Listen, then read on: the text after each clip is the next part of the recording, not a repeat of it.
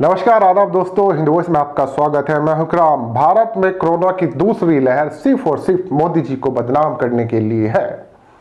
ये दूसरी लहर जानबूझकर फैलाई गई है। ये मैं नहीं कह रहा हूँ, ये बीजेपी के एक वरिष्ठ नेता जो महासचिव भी हैं, कैलाश विजयवर्गीय, वो इस बात को कह रहे हैं। दुनिया के अंदर यदि चाइना को किसी ने चुनौती दी तो भारत ने दी, मोदी जी ने दी। हमें तो लगता है कि चाइना का वायरल वार है, क्योंकि सिर्फ भारत के अंदर ही दूसरी लहर आई है।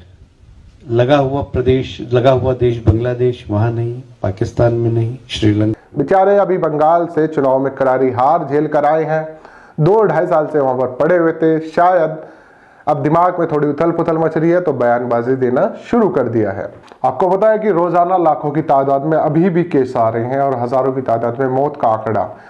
सरकार लगातार कोशिश कर रही है कि वो इस पर कंट्रोल करे, तो करे कैसे। ऑक्सीजन की भारी कमी पिछले दिनों किस तरह से देखने को मिली।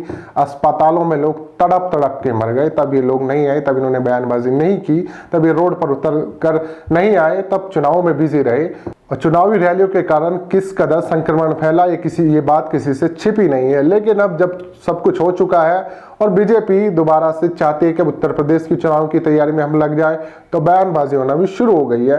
तो ऐसे में कैलाश विजयवर्गीय, जो एक वरिष्ठ नेता माने जाते हैं और कहा जा रहा था कि बंगाल चुनाव जिता कर ही रहेंगे भाजपा को, हालांकि जिता नहीं पाई, बड़ी भारी किरकिरी हुई है उनकी। अब उन्होंने एक ऐसा दावा किया है जिसके कारण पूरा देश इनकी तरफ अजीब नजरों से देख रहा है। इन्होंने कहा कि चीन की तरफ से भारत पर वायरल वार हुआ है। ये उन्होंने अपने भाषण में किया। उन्होंने ये दावा किया कि दूसरी लहर प्रधानमंत्री नरेंद्र मोदी की जो लोकप्रियता है उसको खत्म करने के लिए ये दूसरी लहर भारत में भेजी गई है। अब मैं सबसे पहले पूछना चाहता हूं कि अगर भारतीय जनता पार्टी जमीनी स्तर पर उतर कर उस तरह से काम करती, जिस तरह से करना चाहिए था, क्योंकि जिस तरह किरकिरी हो रही है वो अब उस पर मंथन कर रही है और अब सोच रही है कि उत्तर प्रदेश में हम चुनाव और वोट किस बिहाफ पे मांगेंगे, लोगों से किस बिहाफ पे चुनाव लड़ेंगे, हमें विकास पर दोबारा से आना पड़ेगा। क्योंकि सड़क रोड पर इनकी कार्यकर्ता उस तरह से दिखाई नहीं दे जिस तरह से बाकी और पार्टी कार्यकर्ता लगातार दिखाई दिए, और इस बात को लेकर तमाम किरकिरी हुई है। भारतीय जनता पार्टी को यूपी पंचायत इलेक्शन में इसका नुकसान भी उठाना पड़ा है। अब यहाँ पर ऐसे में कैलाश विजयवर्गीय का ऐसा बयान देना वही है कि लोगों का ध्यान भटकाना है। तो इन्होंने एक बात और कही इसके साथ साथ कि ये लहर भारत में ही आई है, ना पाकिस्तान में आई है, ना बांग्लादेश में आई है, ना श्रीलंका में आई है, ना अफगानिस्तान, ना भूटान जैसे हमारे किसी भी पड़ोसी देश में नहीं आई। यानी इस बात को मान रहे हैं कि जो दूसरी लहर है उसका सबसे ज्यादा खतरनाक असर सिर्फ भारत में है। तो भाई इसकी कमी सेंट्रल में कौन बैठा है, स्टेट में ज्यादातर किसकी सरकारें हैं, आप एजेंसी किसके पास में है, मेडिकल सिस्टम किसके पास में है, सब तो भारतीय जनता पार्टी के पास है। तो फिर चूक किसकी हुई, आप इस बात को भी मानिए।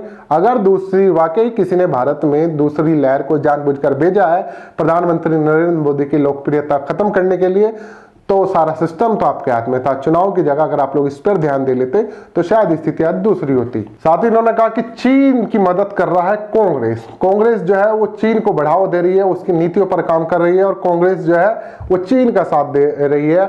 और इस बात को भी कहा कि मोदी जी ने देश को ऑक्सीजन के संकट से बचाया है।